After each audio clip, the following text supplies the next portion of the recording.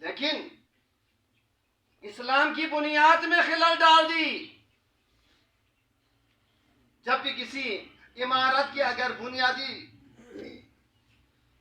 جو پتھر ہم رکھتے ہیں سنگ بنیاد کے طور پر جو پتھر رکھا جاتا ہے اس کو اگر ٹیڑھا رکھا جائے تو اس کے اوپر جتنی بھی عمارتیں ہم کھڑی کرتی جائیں تو وہ عمارت کیا ہے جی کبھی سیدھی نہیں ہو سکتی. کیوں؟ کیونکہ اس کی بنیاد میں ہی خلل ہے, اس کی بنیاد ہی ٹیڑھی ہے.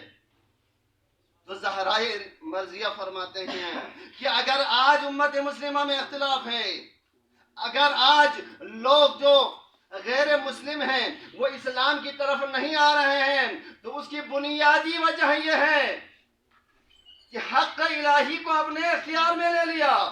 امامت کا انتخاب خدا کا کام تھا, جس طرح رسولوں کا انتخاب ہے. امت نے اس حق کو چھین لیا, در نتیجہ مولا امیر المؤمنین جیسی ہستی 25 سال تک گوشہ نشین ہونے پر مجبور ہو گئے. تاریخ اسلام میں اس سے زیادہ ظلم کبھی نہیں ہوا.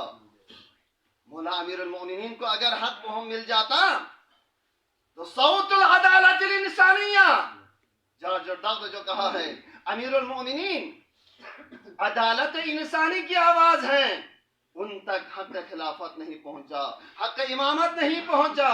تو زہرائے مرضیہ فرماتی ہیں کہ اگر امیر المؤمنین کو اپنا حق مل جاتا تو سارے لوگ موحد بن جاتے جو غیر مسلمان ہیں, اور جو مسلمان ہیں وہ سب جو ہیں وَاعْتَصِمُوا بِحَبْلِ اللَّهِ جَمِيعًا وَلَا تَفَرَّقُوا تحت ترجمہ. وہاں پر اس آیت کی تفسیر میں فرمایا گیا ہے کہ یہاں پر اعتصام سے مراد کون سی رسی ہے؟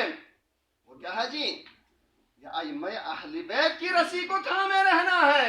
اگر امیر المؤمنین کی ولایت کو سب لوگ تھام لیتے تو آج امت مسلمہ کی ابتر صورتحال نہ ہوتی. آپ سب محقق ہیں, طالب علم ہیں, انشاءاللہ اس حوالے سے آپ تحقیق کریں گے.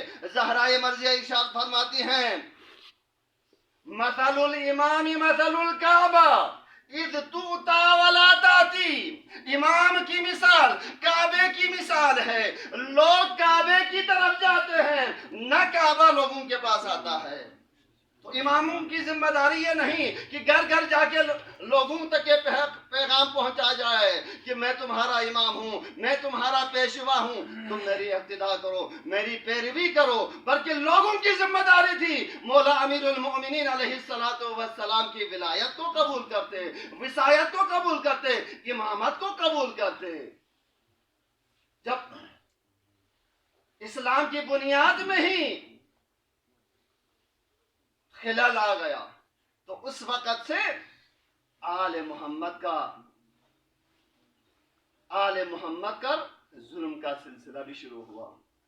یہ ابتدائی مرحلہ تھا, جس کے بعد یک کے بعد دیگر اس حق خلافت کو چھینتا رہا, یہاں تک کہ پیغمبر خدا رحمت للعالمین کے وصال کو ابھی 75 دن یا 95 دن بھی نہیں ہوئے تھے. پیغمبر خدا نے امانت چھوڑی تھی زہرائے مرضیہ کو, انی تارکن فیکم الثقلین کتاب اللہ وعطرتی اہل بیتی ما ان تمسکتم بہما لن تضلوا بعدی ابدا.